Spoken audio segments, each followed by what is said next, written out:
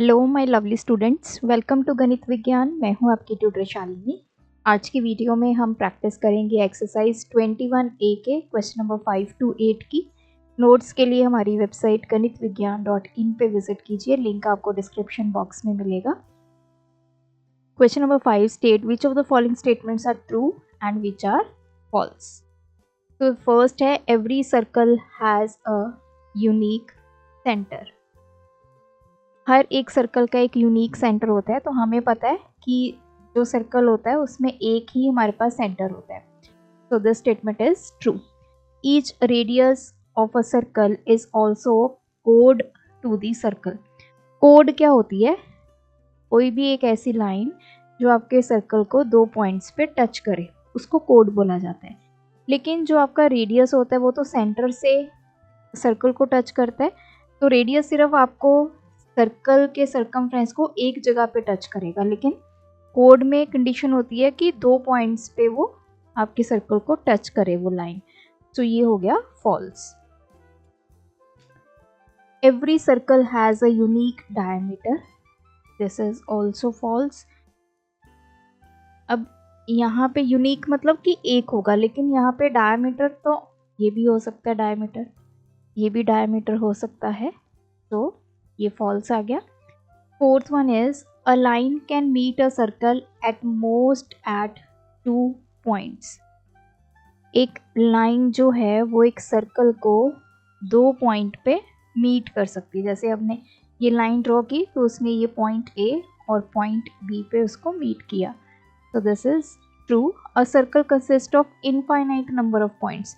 जो सर्कल है वो इनफाइनाइट नंबर ऑफ पॉइंट से बना होता है, तो दिस इज ऑल्सो true.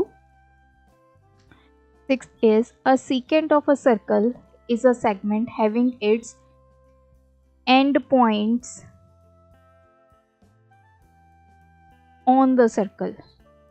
तो इसने बोला है कि जो secant होता है वो एक ऐसी सेगमेंट है जिसके एंड पॉइंट जो होते हैं वो सर्कल के ऊपर होते हैं। लेकिन secant जब हम ड्रॉ करते हैं, जैसे मान लीजिए ये मैंने secant बनाई, ये इसके यहाँ से लेके यहाँ तक, कंडीशन क्या होती है? सेकेंड जो होती है ना वो सर्कल को 2 पॉइंट्स पे कट करती हुई जाती है, लेकिन उसके एंड पॉइंट्स जो हैं वो सर्कल के ऊपर नहीं होते। अगर इसके एंड पॉइंट सर्कल के ऊपर हो जाएं तो वो क्या बन जाती है? वो तो कोड बन जाती है, वो सेकेंड नहीं रहती। So this is false.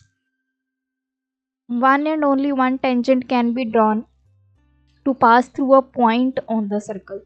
Circle के ऊपर एक पॉइंट है, मान लीजिए ये वाला, तो यहाँ से सिर्फ एक ही टेंजेंट पास होती हुई जाएगी, सो ये ट्रू है।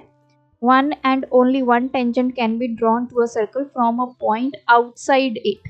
हम मान लीजिए ये सर्कल है, यहाँ पे एक पॉइंट है, तो इस पॉइंट से हम कितनी टेंजेंट्स बना सकते हैं? एक तो ये बन सकती है, एक ये बन सकती है, सो ये क्या आ गया? False.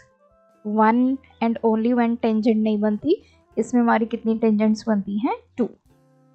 An infinite number of chords can be drawn inside a circle. तो कहते हैं कि किसी सर्कल में इनफाइनाइट नंबर ऑफ कोड्स जो है वो ड्रॉ की जा सकती हैं। बिल्कुल सही है। जैसे ये हो गई, ये हो गई, ये हो गई, ये हो गई, ये हो गई, तो ये सभी क्या हैं? कोड्स हैं। क्योंकि पॉइंट्स हमारे पास सर्कल के ऊपर इनफाइनाइट होते हैं, तो कोई भी 2 पॉइंट्स को आप ज्वाइन कर दो वो कोड बन जाएगी। तो this is true. A minor arc is bigger than a semi circle. जैसे अब ये सर्कल है, मेरे पास ये पॉइंट्स है ए बी, मान लीजिए ये पी, ये मेरी माइनर आर्क हो गई और ये वाली ऊपर वाली मेजर आर्क हो गई।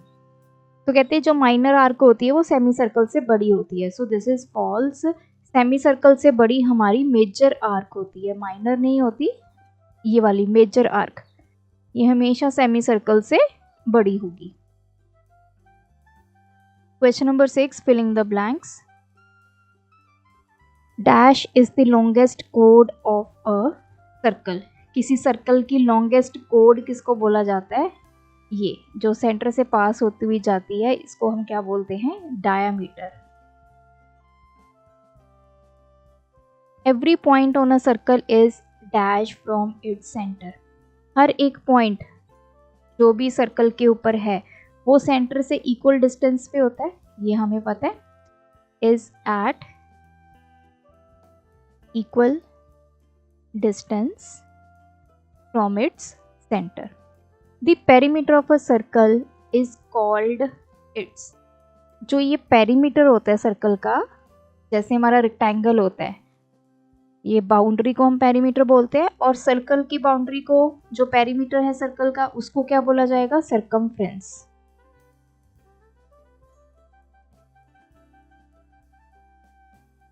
A part of circle bounded by an dash and dash is called segment। तो एक ऐसा पार्ट सर्कल का सेगमेंट किसको बोला जाता है, हमें ये पता होना चाहिए। अब देखिए, मान लीजिए ये आपकी कोड है और ये आर्क है। कोड और आर्क के बीच में ये जो एरिया होता है उसको हम क्या बोलते हैं, segment.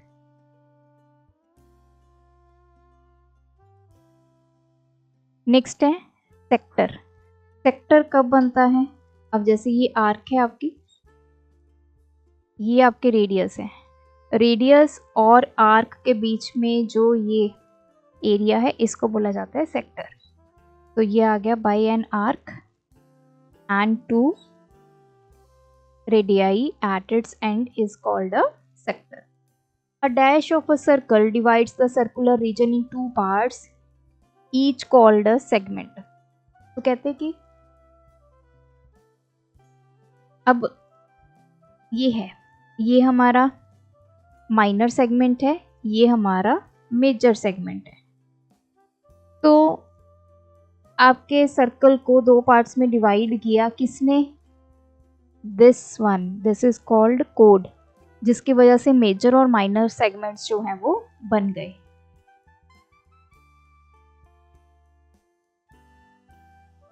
Question 7, in the adjoining figure name. तो हमें यहाँ पे ये कुछ फिगर में कुछ पॉइंट्स गिवन है, उसके अकॉर्डिंग हमने बताना है। फर्स्ट है ऑल द रेडियाई, रेडियस बताने हैं। अब रेडियस देखिए, ओ से लेके सी तक ये एक रेडियस बन गया, तो लिखते जाएंगे साथ साथ में, ओ सी, ओ से लेके बी तक, ओ से लेके ए तक, देन ओ से लेके एफ तक। हमें पता है रेडियस सेंटर से स्टार्ट होगा, तो ये 4 हमारे क्या हो गए, रेडियस। ऑल द डायमीटर्स, अब डायमीटर्स इसमें एक तो ए बी है, एक हमारा हो गया, दैट्स इट। क्योंकि जो डायमीटर होता है वो हमेशा सेंटर से पास होता हुआ जाता है, तो इसमें सिर्फ एक ही डायमीटर है, that is A B. All the chords, chords जैसे मैंने बताया आपका सर्कल है, कोई भी दो पॉइंट्स को आप ज्वाइन कर देंगे तो वो कोड बन जाएगा। सो अब कोड देखते हैं इसमें कौन कौन सी है। सबसे पहले तो ए बी, जो हमारी लॉन्गेस्ट कोड डायमीटर, देन हमारे पास आ गई सी डी, सी और डी पॉइंट्स को ज्वाइन किया हुआ है, देन डी ई, तो ये हमारी क्या आ गई, codes. Fourth one is a minor arc, तो इसमें से हमें सबसे छोटी आर्क ढूंढनी है। आर्क हमारा क्या होता है, जो कॉन्टिन्यूअस आपके पास पॉइंट्स होते हैं, जैसे यहाँ पे देखिए ए एफ डी, ये भी आर्क है, सी ए एफ, ये भी एक आर्क है। सो इसमें हमारे पास आएगा ए एफ डी जो सबसे माइनर है। देन आ गई मेजर आर्क। अब जैसे ये देखिए सी डी हमारे पास कोड है, और ये हमारे पास क्या आ गई, मेजर आर्क, जो कि सेमी सर्कल से भी बड़ी होती है। तो इसको कैसे लिखेंगे, सी बी टी। नेक्स्ट आ गया माइनर सेगमेंट। सेगमेंट एक आर्क और कोड के बीच में जो हमारा एरिया होता है वो होता है हमारा सेगमेंट। तो दो तरह के सेगमेंट होते हैं, एक माइनर एक मेजर। तो हमें सबसे पहले सेगमेंट ढूंढने के लिए आर्क चाहिए और एक कोड चाहिए। ये देखिए सी ए डी सी, मैंने ये ले लिया, जैसे ये सर्कल है, सी डी हमारी क्या हो गई, कोड हो गई, और ये वाला सारा एरिया क्या हो गया, हमारा सेगमेंट हो गया। तो इसको कैसे लिखेंगे, सी ए, फिर डी, फिर वापस से सी, यहाँ से शुरू करके यहाँ तक आकर वापस ये। अब इतना पोर्शन छोड़ के जो बाकी बच गया वो हमारा आ जाएगा मेजर में। तो मेजर में हमारे पास क्या आ गया, ये सी पॉइंट है, यहाँ पे ये बी पॉइंट है, ये डी, फिर सी, तो ये आ गया सी बी डी सी, ये सारा हमारा मेजर सेगमेंट। नेक्स्ट है a minor sector, a major sector. Sector हमेशा कैसे बनता है, आपके पास एक आर्क होगी और 2 रेडियस होंगे, उसके बीच में जो एरिया आता है उसको सेक्टर बोला जाता है। ये भी मेजर और माइनर 2 तरह का है। तो सेक्टर फाइंड करने के लिए आपके पास आर्क होने चाहिए और 2 रेडियाई होने चाहिए। अब देखिए यहाँ पे हम सबसे पहले यहाँ पे देखेंगे, अब ये देखिए ओ सी, देन ये ओ एफ, ये हमारे पास 2 रेडियस हैं, तो इसके बीच में जो ये एरिया आ रहा है ये हमारा क्या बन गया, सेक्टर। तो इसको कैसे लिखेंगे, ओ टी ए एफ, फिर वापस ओ, मतलब ये वाला, ये देखिए ये ओ सी और ओ एफ ये दोनों आपके रेडियस हो गए, ये सी ए एफ आपका क्या हो गया, आर्क हो गया, और ये जो है ये आपका माइनर सेक्टर। इसको छोड़ के ये जो बाकी बचा ये मेजर। तो मेजर को कैसे लिखेंगे, ओ सी बी एफ, वापस से ओ, तो ये बन गया ओ सी, फिर ये सारा बी, बी से पहुंचे एफ, एफ से वापस ओ। Question number 8. Find the length of the tangent drawn to a circle of radius 12 cm. हमारे पास एक सर्कल है जिसका रेडियस कितना है, 12 सेंटीमीटर। मान लीजिए ये O पॉइंट है। From a point distance 23 centimetre from the circle. अब मतलब क्या है, फ्रॉम द सेंटर। हमारे पास एक पॉइंट है, let this point be P। ये जो P पॉइंट है ये सेंटर से कितना है, 23 सेंटीमीटर। तो यहाँ पे इसने एक टेंजेंट बनाई, हमें ये जो लेंथ है, मान लीजिए पॉइंट ए है, मतलब हमने ए पी इस क्वेश्चन में फाइंड करनी है। हमें ओ ए जो रेडियस है वो गिवन है 12 सेंटीमीटर, ओ पी हमें गिवन है 23 centimetre, we have to find A P. अब देखिए हमें पता है कि रेडियस और टेंजेंट आपस में मिलके क्या बनाती है, 90 डिग्री का एंगल। तो आपने इसको मतलब कुछ ऐसा ड्रॉ करना है, ये टच करे इसको।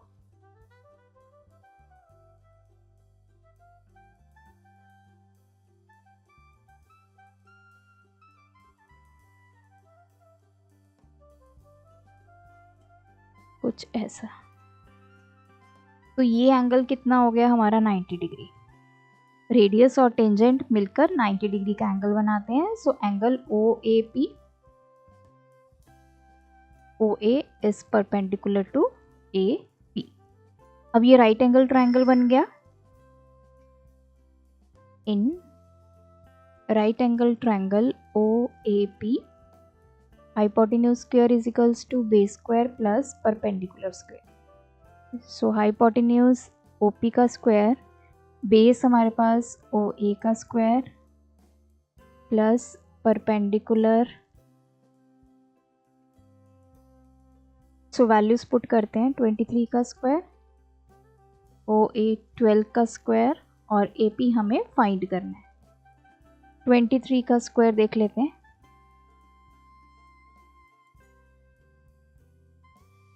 ये आ गया 529, 12 का स्क्वायर 144, तो 529 माइनस 144,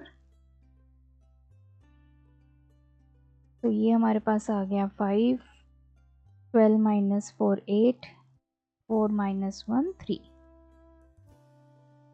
अब हमें AP फाइंड करना है। We will take square root on both sides. तो 385 का रूट इज इक्वल्स टू इधर भी अंडर रूट, तो ये तो आ गया AP। अब 385 का रूट निकालते हैं। पहले 1 पे चला जाएगा, सब्ट्रैक्ट करेंगे ये 2 और यहाँ से आ गया 85। 1 + 1 ये आ गया हमारे पास 2। ये चला जाएगा 9, 9 9 दा 81, 8 आ गया। 9 2 18, 18 + 8 ये आ गया 26। फिर से सब्ट्रैक्ट करेंगे, ये आ गया 4, ये आ गया 2।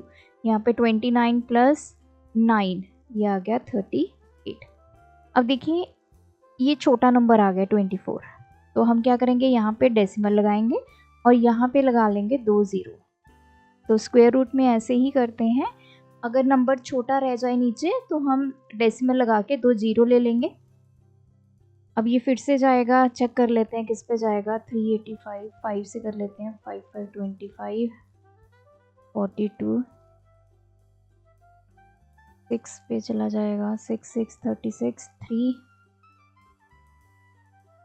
51, ये चला जाएगा 6 पे, 2 3 1 6। 10 - 6 4, 9 - 1 ये आ गया 8। 386 + 6, 6 + 6 12, 392। अब आप फिर से यहाँ पे 2 0 ले लोगे तो ये AP अप्रोक्स 19.6 सेंटीमीटर आएगा। ये जो हमने टेंजेंट ड्रॉ की इसकी लेंथ आ गई 19.6 सेंटीमीटर। तो ये थे आज के वीडियो के क्वेश्चंस, आप भी प्रैक्टिस कीजिए। कोई डाउट है कमेंट ड्रॉप करें। Thanks for watching. बढ़ाना हो ज्ञान, फॉलो गणित विज्ञान।